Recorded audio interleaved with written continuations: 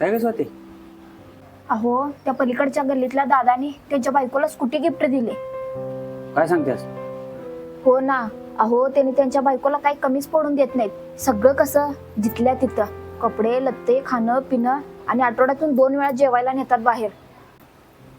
होय, त्याच्या बायको नशीब भारी आहे बघ. आणि एक तुझं नशीब बघ, आपलं हे असलं घर. तुला वर्षातून मी 2दा साड्या घेतोय नवीन, आणि इतर वेळी साध्या साड्या.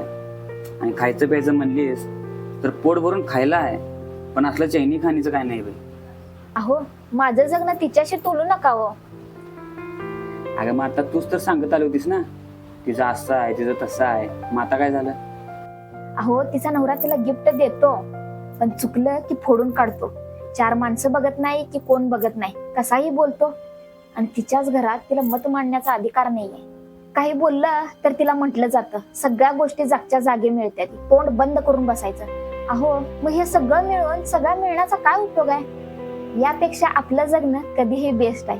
थोडं आहे पण समाधान आहे. आणि गिफ्ट म्हणत असाल तर बाईला दिलं जाणारं सर्वात मोठं गिफ्ट म्हणजे तिला दिलेला आदर, तिच्या विचारांना दिला जाणारा सन्मान, तिच्या घरात तिला दिली जाणारी योग्य माणुसकीची वागणूक. बाकी तिला कोणत्याच गिफ्टची आशा नसते, आणि हे सर्व मला मिळतं तुमच्याकडून. त्यामुळे बाईचं सगळ्यात मोठं गिफ्ट असतो तिला समजून घेणारा, तिला आदर देणारा तिचा नवरा.